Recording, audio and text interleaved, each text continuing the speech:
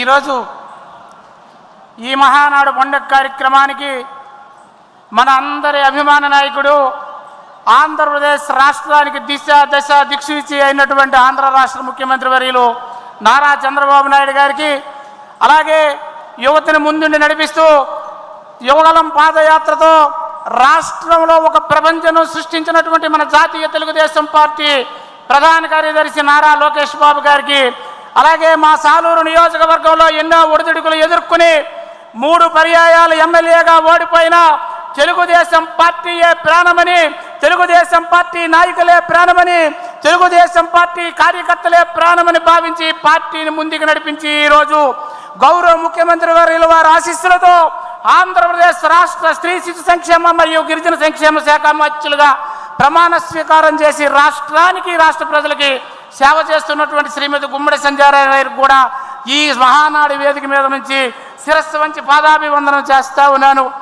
అలాగే వేదిక మీద ఉన్నటువంటి అతిరథ మహారాజులందరికీ నా శిరస్సు వంచి నమస్కారాలు తెలియజేస్తూ ఉన్నాను. మరి ఈరోజు ఈ కార్యక్రమాన్ని జయప్రదం చేయడానికి రాష్ట్రం నలుమూలల నుంచి వచ్చినటువంటి తెలుగుదేశం పార్టీ కేడర్కి, కార్యకర్తలకి, అభిమానులకి, నాయకులకి అందరికి కూడా ఈ మహానాడు వేదిక నుంచి శిరస్సు వంచి పాదాభివందనం చేస్తూ ఉన్నాను. మరొక విషయం, గుర్తూరు నియోజకవర్గం, సాలూరు నియోజకవర్గం ఎప్పుడు కూడా తెలుగుదేశం పార్టీ గెలవదని భావించేటువంటి నియోజకవర్గం.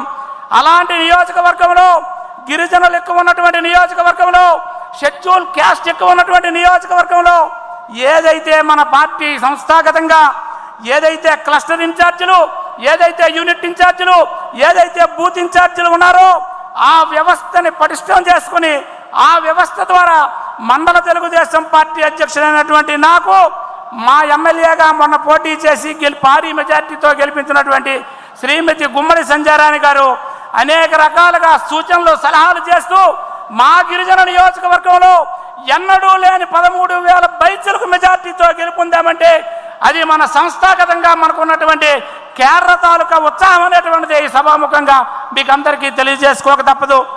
ఎందుకంటే మా సాలూరు నియోజకవర్గంలో కేరళంతా అయోమయంలో ఉన్నటువంటి పరిస్థితుల్లో మనందరి అభిమాన నాయకుడు, మన యువకుడు, మనల్ని ఉత్సాహవంతంగా ముందుకు నడిపిస్తున్నటువంటి మన జాతీయ తెలుగుదేశం పార్టీ ప్రధాన కార్యదర్శి నారా లోకేష్ బాబు గారు శంకారావం పేరుతో సాలూరులో ఆ రోజు దాదాపు 15,000 పైచలకు కార్యకర్తలతో ఆ రోజు మీటింగ్ నిర్వహిస్తే ఆ మీటింగ్లో మాకందరికీ, మా మండల పార్టీ అధ్యక్షులందరికీ, అలాగే తెలుగుదేశం పార్టీ కేడర్ అందరికీ నేనున్నాను మీకు.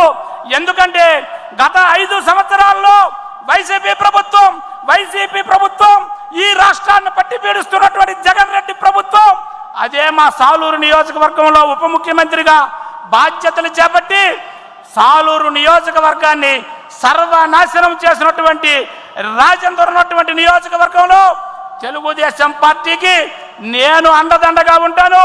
మీరు తప్పనిసరిగా మీ యాక్టివిటీస్ చేయండి. మీరు తెలుగుదేశం పార్టీ కేడర్ని ఉత్తేజపరచండి. తెలుగుదేశం పార్టీకి ఈసారి తప్పనిసరిగా భారీ మెజార్టీ తీసుకురండి అని మాకు ఆ రోజు ముందుండి నడిపించినటువంటి మా నారా లోకేష్ అన్నకి ఈ సభా వేదిక నుంచి శిరస్సు వంచి పాదాభివందనం చేస్తా ఉన్నాను. ఎందుకంటే రాజేందర్ ఆ రోజు గిరిజనుల అమాయకులైనటువంటి గిరిజనులు ఉన్నటువంటి నియోజకవర్గం మా సాలూరు నియోజకవర్గం. ఆ గిరిజనులకి మాయ మాటలు చెప్పి ఎన్నో అభివృద్ధి కార్యక్రమాల్ని సర్వనాశనం చేసినటువంటి ఘనత ఆ రోజు ఆ వైసీపీ ప్రభుత్వానిది.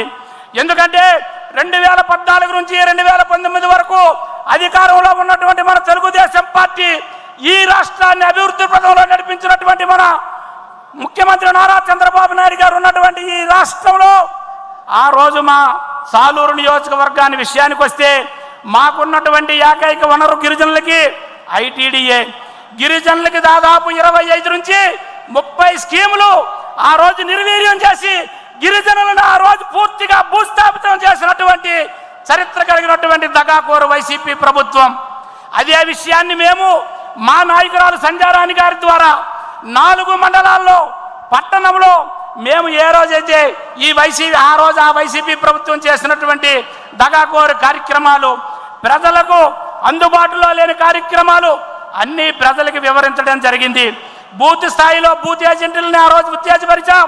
యూనిట్ ఇన్ఛార్జీలు ఉత్తేజపరిచాం, మండల పార్టీ అధ్యక్షులుగా మేము కూడా ఆ రోజు ఉత్తేజితులమై గత ప్రభుత్వం వైసీపీ ప్రభుత్వం చేసినటువంటి అన్యాయాల్ని ఆకృత్యాల్ని తెలియపరచడం జరిగింది. మరి 14 నుంచి 19 వరకు మన తెలుగుదేశం పార్టీ అధికారంలో ఉన్నప్పుడు చంద్రన్న బీమా పేరుతో ఎంతో గిరిజనులకు తాడిత పీడిత వరకు బలహీన వర్గాలకి ఆ రోజు చంద్రన్న బీమా పేరుతో కానివ్వండి అనేక కార్యక్రమాలు అనేక రకాల ప్రకృతి మనం లభించినటువంటి విషయాలను ఆ రోజు తెలుగుదేశం పార్టీ కేడర్కి మా నియోజకవర్గంలో మేము చెప్పగలిగాం. అదే కాదండి, అనేక కార్యక్రమాలు రేపొద్దున మన యువతకు ఉద్యోగాలు రావాలన్నా, మన సాగునీటి ప్రాజెక్టులు మనకు కావాలన్నా, రహదారులు బాగుపడాలన్నా, రాష్ట్రం ఇంకా అభివృద్ధి సాధించాలన్నా, ఈ ప్రపంచ పటంలో ఆంధ్రప్రదేశ్ అనేది నిలవాలన్నా మన తెలుగుదేశం పార్టీ అధికారంలో ఉండాలి. మన జాతీయ అధ్యక్షులు చంద్రబాబు నాయుడు గారే ఎప్పుడూ ముఖ్యమంత్రిగా ఉండాలనేటువంటిది ఈ సభాముఖంగా మిమ్మల్ని అందరికీ తెలియజేస్తూ జోహార్ ఎన్టీఆర్, జోహార్ ఎన్టీఆర్, జై తెలుగుదేశం, జై తెలుగుదేశం.